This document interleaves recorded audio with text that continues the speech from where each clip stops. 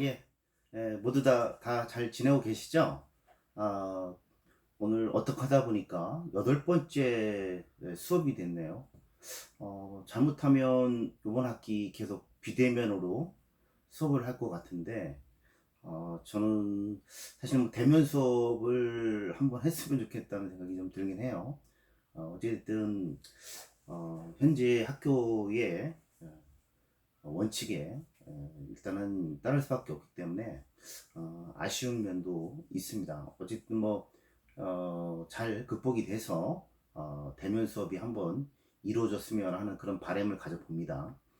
음, 오늘 시간은 지금까지 설명드렸던 내용들을 한번 정리하는 차원에서 부동산 개발 사업에서 이 감정평가의 그 방법 또는 기준, 이것은 굉장히 중요한 역할을 차지하고 있습니다.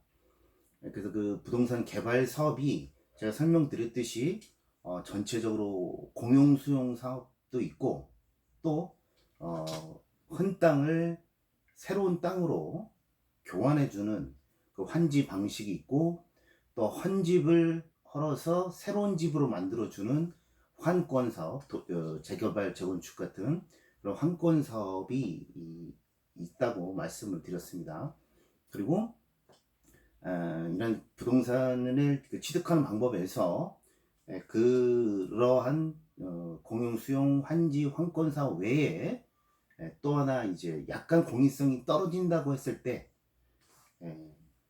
적용하는 매도 청구라는 그러한 그 방법이 있습니다. 그래서 부동산 개발 사업에서 어떤 형태로든 개발 사업을 하려면 종전에 토지 등의 소유자의 그 적어도 사용권 내지는 어, 그 권리를 그리고 아니면 소유권을 취득을 해야 되잖아요. 이 취득을 하는 방법, 그 방법이 바로 이제 네 개가 있는 거죠. 그래서 공용 수용, 완전히 수용하는 방식, 그리고 환지 방식, 환권 방식, 그리고 매도 청구 방식, 이렇게 네 개의 부동산을 취득하는 방법이 있다고 말씀드릴 수 있습니다.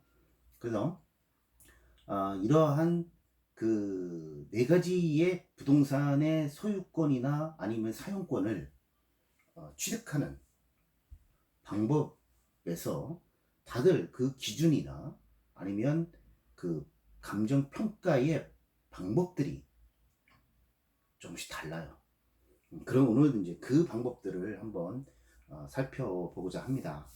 왜냐하면 실질적으로 중요한 것은 어떠한 그 부동산에서 부동산 개발 사업에서 제일 중요한 것은 사업성 결정적인 영향을 주는 것은 바로 이제 사업비가 굉장히 큰 중요한 영향을 차지하는데 그 사업비의 많은 부분을 차지하는 것이 바로 이제 그 토지 등의 종전의 소유권이나 아니면 사용권을 취득하는 방법이라고 하겠죠. 그래서 그 소유권이나 사용권을 취득하는 그 기준이 되는 것이 바로 감정평가인 것이죠. 그래서 그 감정평가의 기준, 방법은 굉장히 이제 중요한 역할을 차지하고 있습니다. 그래서 우리가 어떤 재개발 사업에서 우리가 이제 조합원 권리를 산다, 조합원 분양권을 산다고 했을 때 과연 감정평가가 나오기 전에 사게 될 때는 바로 이 감정평가가 얼마 나올 건가를 예상해서 프리미엄을 얹어서 사는 거란 말이에요. 근데 이 감정평가를 잘못 예상하게 되면 의외로 손실이 커질 수도 있기 때문에 이런 그 감정평가에서의 기준, 방법 이런 것들은 어떤 재테크를 하는 데 있어서도 굉장히 중요한 의미가 있다 이렇게 볼 수가 있습니다. 그래서 한번 그 부동산을 취득하고 사용하는 그 권리들의 그 기준일 그리고 방법, 감정평가의 기준 방법을 살펴보도록 하겠습니다.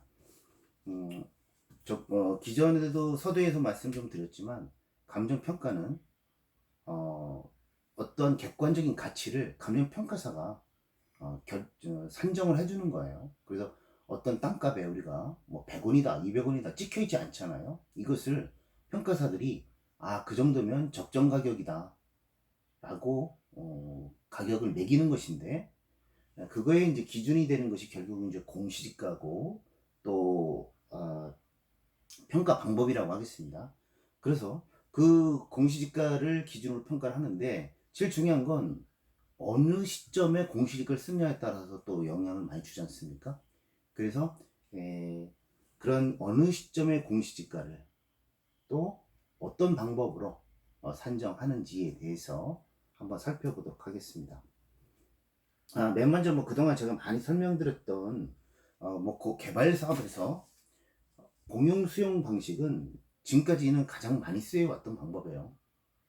왜냐하면 부동산 개발 사업에 있어서 모든 토지를 전부 다 완전 매수를 하고 돈을 다 주고 싹 매수하고 토지나 건물 모든 소유권을 다 받은 다음에 거기에 사업 시행자가 원하는 토지 이용 계획을 그대로 까는 거, 이게 가장 이상적인 방법이라고 하겠죠. 그래서 전면 매수 방식이, 공용 수용 방식이 제일 그 부동산 사업에서 많이 그동안 그 주도적으로 추진해 왔던 방식인데, 그렇지만 이제 이 재산권 그 전면 매수 방식은 대신 그렇지만 전부 모든 걸 사업 시행자가 취득하다 보니까 개발 이익이나 이런 또 재정 착률이나 이런 것들이 굉장히 이제 그 문제가 있었던 거죠. 그래, 개발 이익은 모두 사업 시행자가 가져가는 거고, 또 그러다 보니까 거기 살고 있었던 모든 원주민들은 다 다른 데로 쫓겨나가야 되는 그런 문제점이 있기 때문에, 이제 그런 방식보다는 이제는 뭐 사업비가 좀 저렴하게 드는 환지 방식, 즉 땅은 종전 사람의 권리를 그대로 권리를 변환해 시켜주는 환지 방식, 또 뭐 아파트가 도심지 같은 아파트 같은 환권 방식, 뭐 이런 것들이 많이 요즘은 이제 추진되고 있습니다. 그러나 이 공용 수용 방식은 모든 사업에도 굉장히 기본 원칙이 되고 있습니다.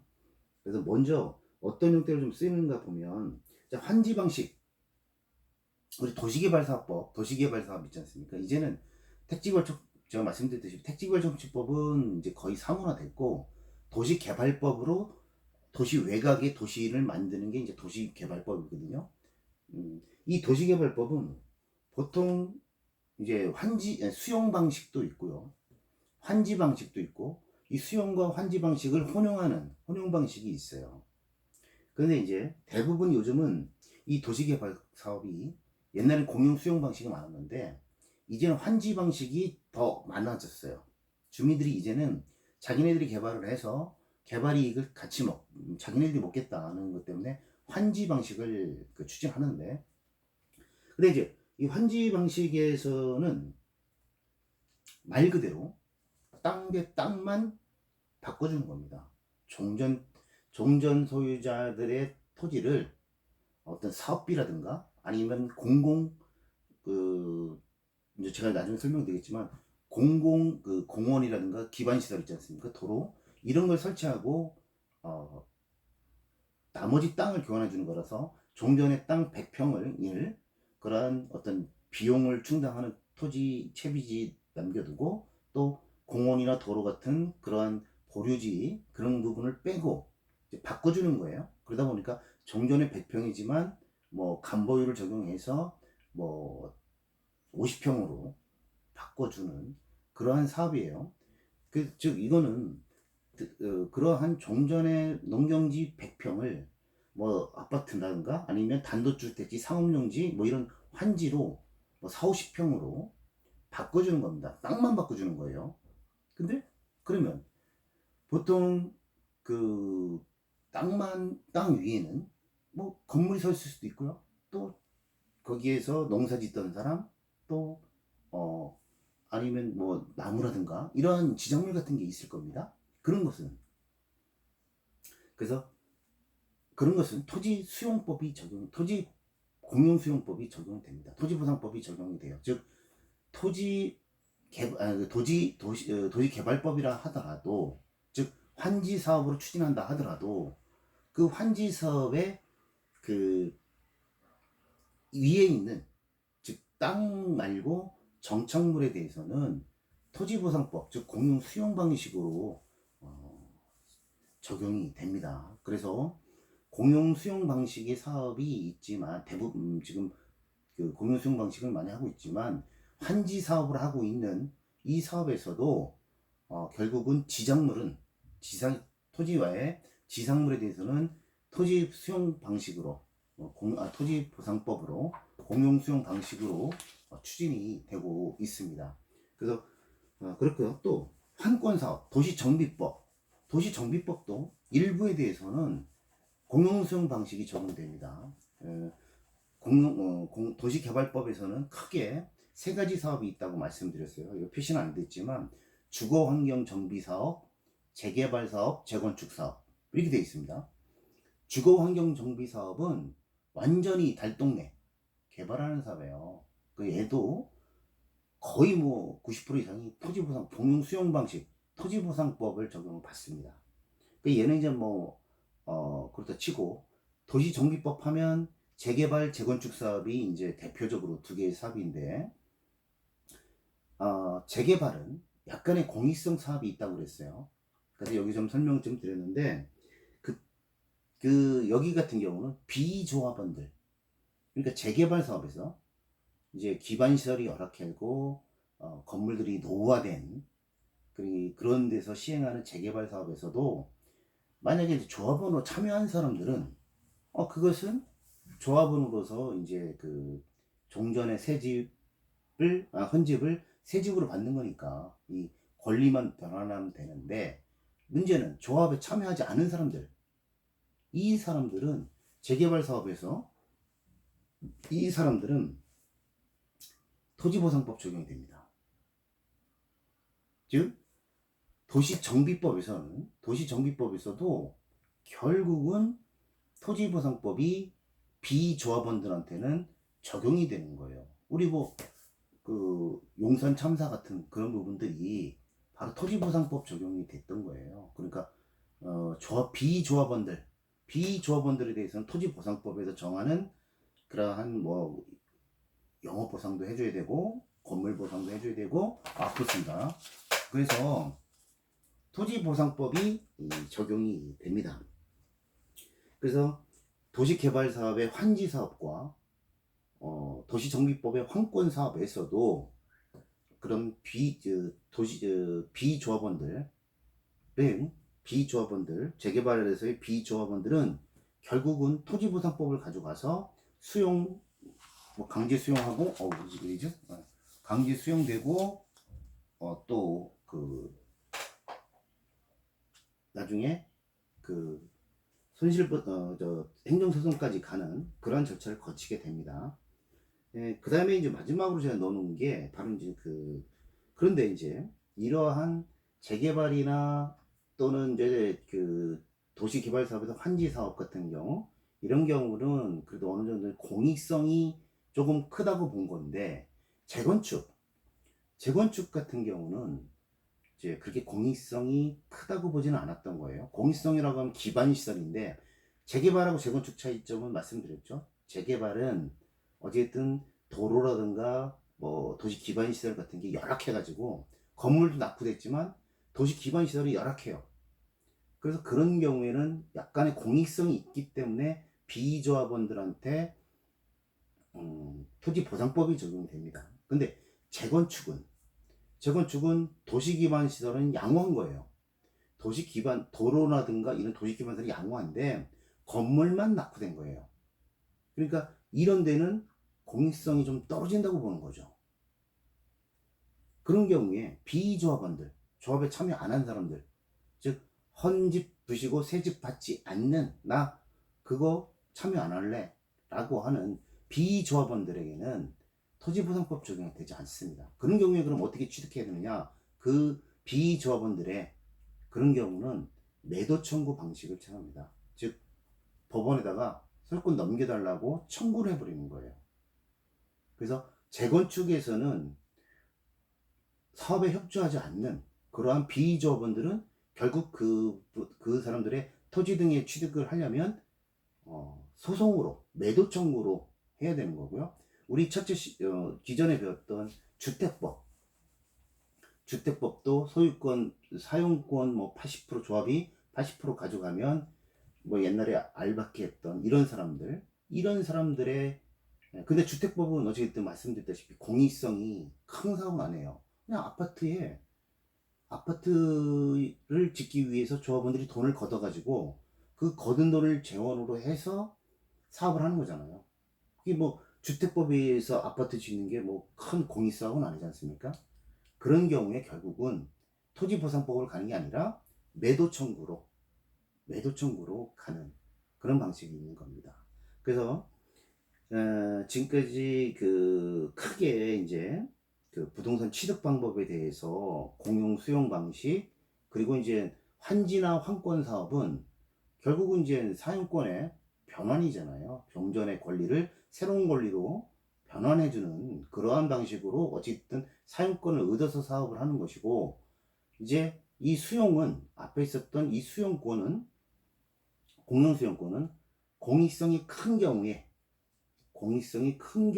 적용이 된다. 그러나 공익성이 크지 않다고 보이는 재건축 사업, 또 뭐 주택조합 사업, 주택조합에서 하는 아파트 사업, 뭐 이런 것들은 공익성이 크지 않다. 그렇다면 그런 경우에도 사업에 반대하는 사람들, 협조하지 않는 사람들은 그럼 어떻게 할 것이냐? 그거는 매도 청구 방식을 적용하는 겁니다. 그러면 공용 수용과 매도 청구는 어떤 차이점이 있느냐? 공용 수용은 강제 수용인데 얘도 사실은 성격은 매도 청구도 강제 수용과 별반 다를 게 없어요. 어디 떨어지지? 공용 수용과 별반 다를 것이 없습니다. 없지만 공용 수용 방식은 관할 토지수용위원회, 즉 토지수용위원회에서 결정하는 것입니다. 즉 행정청에서 강제 수용을 결정하는 거예요. 행정청에서. 그렇지만 매도 청구는 법원에 넘겨달라고 하는 소송을 제기해가지고 하는 방식이기 때문에 그것은 이제 법원에서 수용에 준하는 수용의 효과를 주는 그러한 판결을 내리게 되는 겁니다. 그래서 강제적으로 취득하는 것은 똑같지만 행정청 즉 행정부에서 행정심판으로 수용권을 완성시키는 공용 수용 방식이와 이제 법원에서 그 공용 수용의 효과를 누리게 되는 매도 청구 방식 그 두 가지가 차이점이 있는 겁니다. 그래서 이 네 가지의 기준에 대해서 한번 살펴보려고 합니다.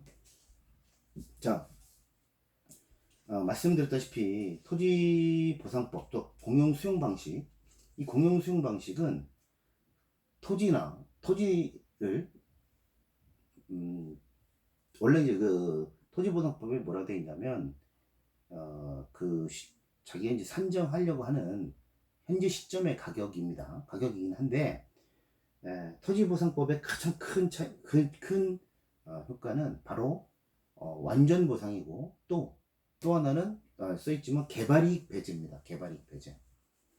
토지보상법은 공익사업을 하는 것이기 때문에 모든 완전한 보상을 주는데 대신 개발이익은 그 사업으로 인해서 지가가 상승하는 이 개발이익은 배제하겠다는 거예요. 이게 공용수용 방식의 가장 큰 원칙입니다. 그래서 완전 보상과 개발이익 배제가 이제 큰 원칙인데 이러한 개발이익을 배제하려다 보니까 결국은 공시지가를 써야 되는데 이 공시지가는 매년 달라지죠. 달라지다 보니까 언제 시점에 공시지가를 쓰느냐 하는 부분입니다. 왜냐하면 일반적으로 개발 사업은요, 처음에 지구 지정이 되고 나중에 사업 준공 시점까지 보상 시점까지 어떤 경우는 3년, 평균 3년 이상 걸립니다. 지구 지정부터 보상 시점까지. 또 심지어는 지구 지정이 되고 나서 어떤 개발 사업을 한다고 고시를 하고 나서 보상 시점까지 심지어는 10년도 걸립니다.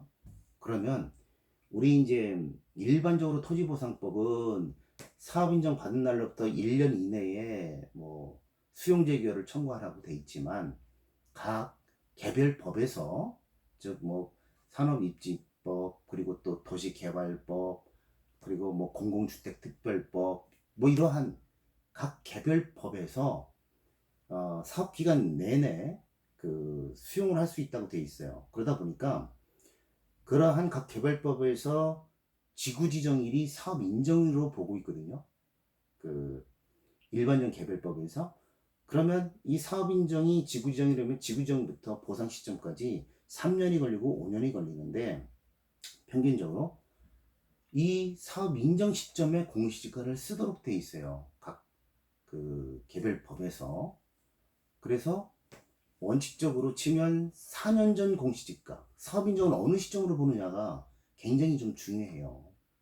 그래서 각 개별법마다 이제 사업 인정을 어느 시점으로 보라 하는 것들이 있습니다. 그래서 예를 들어서 뭐 공공주택 특별법, 뭐 지금 우리 3기 신도시 공공주택 특별법 하지 않습니까? 그런 건 지구지정이죠. 그 지구지정이 또 보상 시점까지인데 보상 시점이 3년 후에 되더라도 3년 전 공시지가를 쓰는 겁니다. 공시를 쓰고 이 3년간은 집가변동률, 국토부 장관이 발표하는 집가변동률을 가지고 산정한다고 말씀드렸어요. 또 국토계획법은 뭐 여러 가지 공람공고 뭐 있지만 실시계획 승인이 사업 인정이고 또 도로법은 도로구역 결정고시가 사업 인정이에요. 그래서 그 각 개별법에 어떤 법에 의해서 사업을 하느냐에 따라서 그 공시지가를 쓰는 그 기준이 달라지는 겁니다. 그러면 그 공시지가는 매년 조금씩 달라지니까 어느 시점에 공시지가를 쓰느냐에 따라서 보상 가격이 달라질 수가 있다는 것이죠. 그래서 토지보상법에서는 이 사업 인정, 이 굉장히 중요합니다. 공용 수용 방식에서는 원래 사업 인정이라는 게 없으면 수용 자체가 안 되는 거니까 이 사업 인정이 공용 수용에서는 제일 중요한 그런 내용이 되겠습니다. 그래서 이 사업 인정 기준으로 해서 집가변동률 쓰고 또 그 말씀드렸다시피 개별적인 요인, 지역 요인, 뭐 기타 환경 이런 부분들을 비교해서 가격을 산정하고 있습니다. 그래서 굉장히 중요한 부분이 완전 보상의 원칙이고 또 개발이익을 배제하다 보니까 이런 사업지구 내에 사업 인정일 시점에 공시가를 쓴다. 이런 생각을 이러한 그 기준을 가지고 여러분들이 이제 생각을 하셔야 될 것 같습니다. 자, 다음에 이제 다음 시간에 더 자세하게 말씀드리겠지만 환지 사업, 도시 개발 사업, 이 도시 개발 사업은 지금 아까 말씀드렸다시피 수용 방식도 있고 또 환지 방식도 있고 혼용 방식도 있다 말씀드렸어요. 수용 방식은 이제 토지보상법의 절차에 의해서 보상을 하면 됩니다. 여기서 이제 그 환지 방식에서 사업 인정을 보는 것은 또 개발계획 승인이 돼요. 이때에 근데 개발계획 승인이라도 또 여기서 그 토지의 세목을 고시하는 시점이 또 따로 있습니다. 어떤 건 개발계획일 수도 있고 어떤 건 지구정일 수도 있고 어떤 때는 뭐 이 세목을 고시하는 시점이 조금씩 다를 수가 있어요. 그 시점의 공시지가를 가지고 보상을 하게 됩니다. 그래서 이건 뭐 자세하게 다음 시간에 더 설명을 하겠지만 이 도시개발 사업에서는 이 수용 방식에는 토지보상법을 가져가기 때문에 그냥 공용 수용 방식하고 똑같습니다. 수용 방식은 다만 이제 사업 인정 시점이 개발 계획이 원칙이다라는 겁니다. 원칙이에요. 그거는 좀 더 설명을 드리고 그렇지만 이제 이 도시개발 사업은 지금 이제 추세가 공용 수용 방식이 아니라 헌 땅을 개발을 해서 새 땅으로 바꿔주는 그런 환지 방식이 지금 뭐 거의 한 65% 그러니까 이제 수용 방식은 이제 뭐 한 35, 40% 이렇게 돼 있고 지금 이제 그 환지 방식이 훨씬 더 많이 이제 뭐 약간 더 많이 지금 추진이 되고 있습니다. 그러면 이 환지 방식에서 환지 방식은 종전 말씀드렸다시피 어떤 평가 기준이냐면 종전에 헌 땅을 평가를 해서 새로운 땅을 평가를 해가지고 그 비율만큼을 전에 정해주는 거예요. 그죠? 뭐 더 자세하게 설명하겠지만 어쨌든 이제 이 종전 조합원들의 모든 전 재산을 평가합니다. 그래서 이게 이제 100원짜리 땅이 됐고요. 그 100원짜리 땅에다가 이제 새로 개발된 땅, 이 땅은 예를 들어 200원이에요. 예? 그렇게 되면 그렇지만 이 200원이지만 이 종전 땅에 여기에 이제 개발 비용도 있을 수 있고요. 개발 비용도 뭐 예를 들어 뭐 50억 더 50원이 더 들어가고 또 공원 녹지 이런 땅들이 또 여기 배치가 돼야 되잖아요. 그러면 그 감보율이 적용이 되는 거죠. 그래서 종전 소유자 땅의 비율과 새로운 조성된 종전 땅의 비율, 이 비율을 바꿔주는 거기 때문에 이것은 종업원 자체들 간의 상호의 그 출자 비율을 정하는 성격이 훨씬 더 셉니다. 그러니까 공용수용 방식은 이거죠. 비교를 좀 해보면 공용수용 방식은 내 땅의 가치를 내 땅을 다른 사람하고 상관없이 내 땅의 가치를 정당하게 보상받으면 돼요. 그래서 저 사람이 협의를 했든 안 했든 상관없습니다. 나는 수용 가서 수용 재결도 가고 행정소송도 가서 내 땅만 많이 받으면 아무 상관이 없어요. 그건 이제 사업비에 다 들어가는 겁니다. 근데 환지 방식은 안 그래요.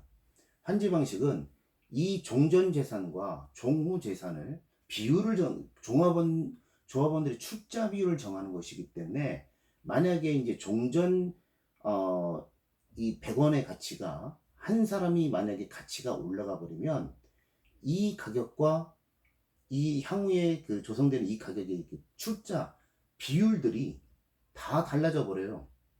그래서 그건 다음 시간에 이제 좀 더 자세하게 설명을 하겠지만 어찌됐든 이 출자 비율을 정하는 거여서 이 환지 방식에 예를 10명이 있는데 이 10명 중에 한 사람의 가격이 바뀌게 되면 이 나머지 사람들의 가격도 비율이 바뀌어질 수가 있어요.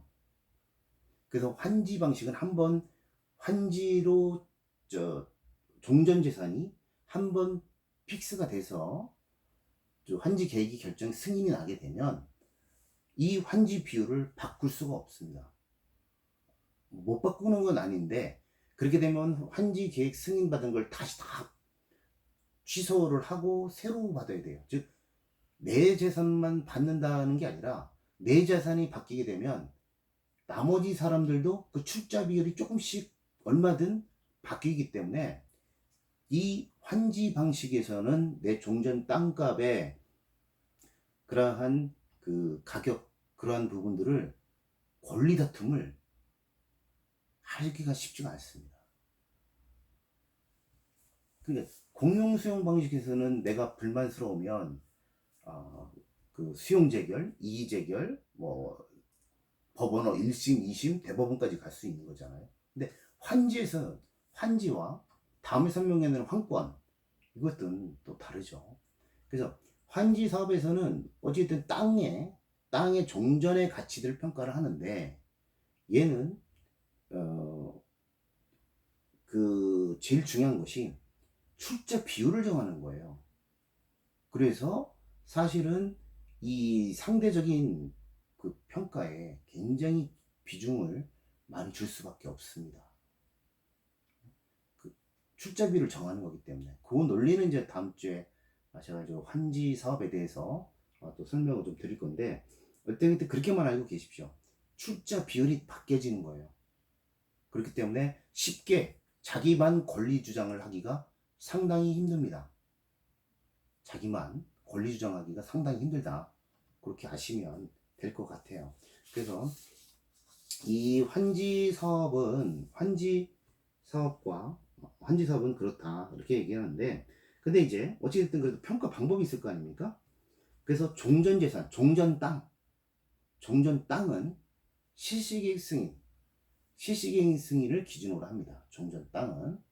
그다음에 종우자산, 즉 내가 종전 땅과 새로운 땅의 그 평가 기준일은 환지처분, 나중에 이제 그 다 준공이 되고 나서 이 환지처분을 예상해서 평가를 하는 거예요. 그냥 종전 땅은 실식의 기준이기 때문에 종전의 농경지를 기준으로 해서 농경지 또는 용도 지역이 뭐 녹지 지역이면 녹지 뭐 이런 식으로 종전의 실식의 당시의 기준이 갑니다. 근데 종후 자산 평가는 안 그렇죠. 그거는 조성이 되고 난 땅, 즉 그러면 주거 지역이 될 수도 있고 상업 지역이 될 수도 있고 또 더 정형화돼 있고 또 그 모양도 훨씬 더 어, 그 가치가 상승된 그런 부분을 가지고 평가를 하게 되는 거예요. 그래서 환지처분은 땅과 땅으로 가는데 종후정산은 실식의 승인 기준이, 환지처분은 나중에 이제 다 조성이 되고 나서 환지처분 당시를 예정해서 이 환지처분을 감정가격을 결정한다는 그런 차이가 있습니다. 그래서 이 부분들을 보통 통상적으로 가치 평가를 해요. 그래서 보통 권리 가격이 얼마고, 그것도 나중에 설명드리기 복잡한데 어쨌든 그 종전 재산과 종후 자산을 평가를 해서 얼마를 내가 부담할 것이다 라는 것을 추정해서 사업을 추진합니다. 그러다가 사업이 완료가 되고 나면 그때 가서 청산금 평가가 또 이루어져요. 그거는 완전히 사업이 확정이 되고 나서 그럼 그때 가서 조성이 완료되지 않습니까? 그렇게 되면 그때 가서 확정 면적, 즉 측량을 다시 또 하죠. 왜? 도로라든가 이런 게 정형화도 다 공사가 완료됐으니까 그때 가서 다시 또 면적을 다시 또 하고 그때 당시 기준으로 해서 청산금을 만들어지게 되는 겁니다. 그래서 환지사업은 이 사업 절차를 알아야 이제 이 설명을 드릴 수가 있는데 어쨌든 그 환지계획 승인을 받기 전에 종전재산, 종후자산을 평가를 해서 그 상대적 비율을 결정합니다. 너는 감정을 해봤더니 어느 땅으로 가는데 뭐 간보율이 100평이었지만 너는 50평만 받아. 너는 100평이었지만 60평만 받아. 뭐 평가를 가지고 그렇게 이제 하게 돼서 이런 것들이 다 그 조합원들 간의 이해관계가 맞물려 있어요. 그래서 환지 사업에서는 자기의 권리 주장하기가 상당히 힘든 부분이 있습니다. 그래서 난 뭐 다음 주에 설명드리겠지만 토지가격평가협의회라는 게 있어서 주민들 간에 의견 조정이 되고 가격이 감정평가한 가격에 대해서도 토지가격평가협의회에 심의를 거쳐야 되는 그런 절차가 또 있습니다. 이 환지 사업은. 그래서 오늘 뭐 이제 알게 될 부분은 뭐 보통 환지 사업에서는 종전 재산은 개발 이전에 그 실식의 승인을 시점에서의 감정 그 상태의 감정 가격을 결정하는 것이고 종후 자산은 나중에 조성이 되고 나서 이때의 가격을 가지고 서로 해서 출처 비율을 정한다. 이렇게만 알고 계시고 다음 주에 이제 그 구체적 산정 방식은 또 설명드리도록 하겠습니다. 그다음에 그래서 이제 환지 사업은 그렇게 이제 수용 방식이 있어서 공용 수용 방식이 있고 환지 사업이 있다 했습니다. 근데 환지 사업은 말씀드렸다시피 땅과 땅이니까 나머지는 뭐예요? 토지보상법을 적용하는 겁니다. 그래서 토지보상법이 환지 사업에서도 지작물 같은 경우는 적용이 되고 있는 겁니다. 자, 그 다음에 환권 사업. 환권 사업은 말씀드린 대로 주거환경 정비 사업, 재개발 사업, 재건축 사업이 있다고 했습니다. 근데 이제 이 주거환경 정비 사업은 실제로 토지보상법을 거의 적용을 해요. 달동네 같은데 뭐 완전 밀집돼 있어서 또 기반시설도 열악하고 뭐 이런 데는 그 달동네 다 철거하고 아주 오래된 그리고서는 새로운 아파트 사업을 하거나 뭐 이렇게 하는 거죠. 이것은 토지보상법을 적용하니까 이것은 뭐 그 보통 환권 사업에서 도시정비 사업에서 크게 다뤄지지 않는데 이제 도시정비 사업에서 어쨌든 재개발과 재건축 사업이 있습니다. 그다음에 재개발과 재건축 사업은 이제 그 비조합원들은 재개발 사업에서 비조합원들은 토지보상법을 적용해서 수용 절차를 가지고 간다고 말씀을 드렸기 때문에 사업 인정이 사업 시행 인가일이라는 이것도 설명드리겠습니다. 아마 아실 거예요. 제가 저 도시개발 인허가 시간에 말씀드렸기 때문에 사업 시행 인가라는 그 시점이 이게 이제 뭐 보통 뭐 개발 계획 정도 이렇게 되는데 사업 시행 인가일을 기준으로 해서 토지보상법에 의해서 가격을 결정해 줍니다. 해주고 이제 환권 사업에서는 그러면 감정평가 기준이 어떻게 되느냐? 자, 환권 사업은 말 그대로 그겁니다. 종전집을 헌집을 평가를 하고 새 집을 져서 평가를 해줍니다. 바꿔주는 거예요, 비율을. 또 환지 사업하고 비슷해요. 다만 환지 사업은 이제 땅만 가지고 얘기하는 거지만 환권 사업은 종전의 집 그리고 새 집입니다. 근데 아파트를 비교해 보세요. 종전의 집 평가와 그러니까 이건 종전 자산 평가죠. 종후 자산 이거는 새로운 아파트의 평가예요. 그럼 아파트 평가는 어떻게 하죠? 토지는 위치하고 있는 여러 가지 그 형상, 그러한 그리고 이제 토지 이용 상황 뭐 이런 걸 가지고 주가 되지만 아파트 대 새로운 헌 아파트 대 새로운 아파트는 뭐 기반 시설을 양호하니까 어떤 그러한 종전의 이용 상황 뭐 이런 것들 그리고 또 위치 뭐 이런 것들이 중요하지 않죠. 이 여기서는 중요한 것이 아파트 사업에서 중요한 게 뭐예요? 향이라든가 아니면 저기죠 층수 이런 것들이 중요하죠. 그러니까 종전의 헌 아파트의 가격을 종전 자산을 그 사업시행 인가 저 말씀 기준일이 사업시행 인가 당시에 그 아파트 헌집의 가격을 먼저 평가를 합니다.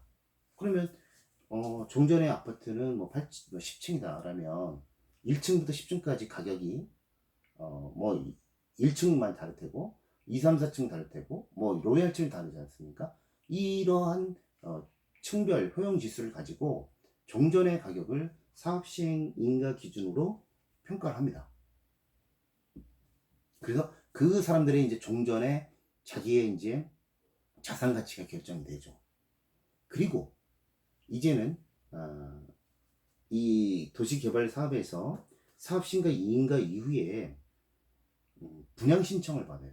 즉 종전에 내가 13평 가지고 있고 20평 가지고 있는데 새로운 아파트에 몇 평을 신청할 것이냐 뭐 48평, 뭐 32평, 뭐 층수 다양하지 않습니까?